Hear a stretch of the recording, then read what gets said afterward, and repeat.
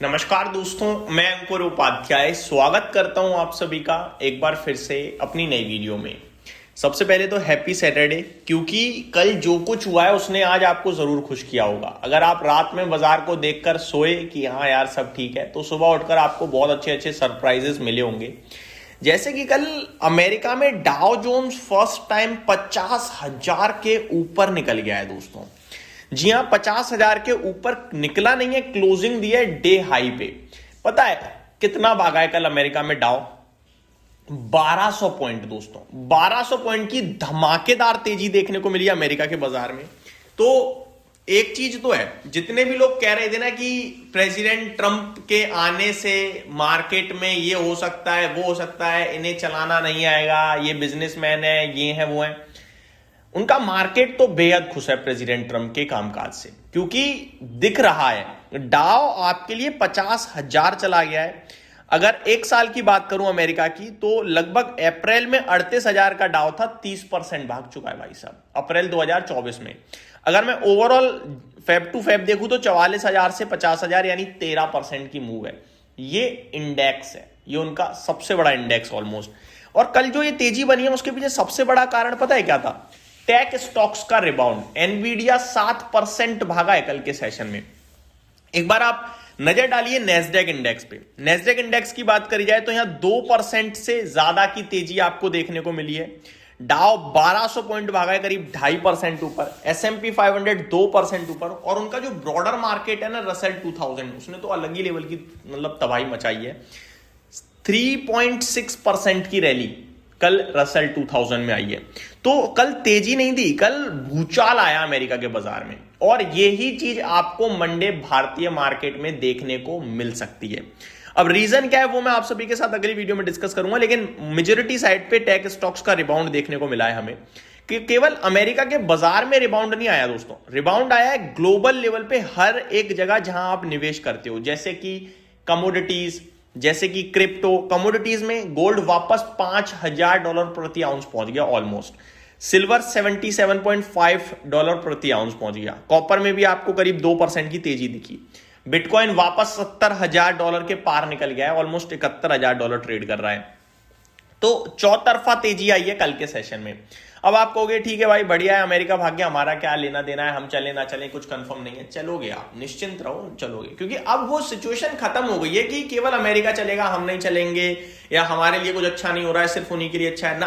अब सिचुएशन बदल चुकी है। अब आप ये समझ लो, अब भारत का बाजार लीड भी कर सकता है। हालांकि लीड अभी तो नहीं कर रहा है क्योंकि अमेरिका बहुत ही तेज भागा है, बट मेरा मानना यह है कि अब अमेरिका के बाजार में जिस हिसाब से तेजी बन रही है, भारत का बाजार उसे फॉलो करेगा। और इनकेस अमेरिका के बाजार में तेजी नहीं भी बनती है तो भी भारत का बाजार गिरने के लिए अब तैयार नहीं है, क्योंकि इसके लिए सारे पैरामीटर्स पॉजिटिव दिख रहे हैं मुझे।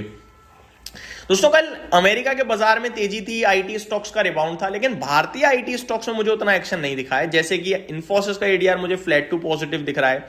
विप्रो का एडीआर तो इनफैक्ट लाल निशान में भी दिखा है। तो ये मेरे को थोड़ा सा सरप्राइजिंग या शॉकिंग टाइप लगा, बट उम्मीद करता हूं कि कल भारतीय बाजार में अपना जो कल मींस मंडे को अपने आईटी स्टॉक्स भी रिबाउंड करें। अगर बात करें गिफ्ट निफ्टी की, तो 200 पॉइंट गिफ्ट निफ्टी ऊपर है ऑलमोस्ट, 176 पॉइंट स्पेसिफिकली 25,873 पे।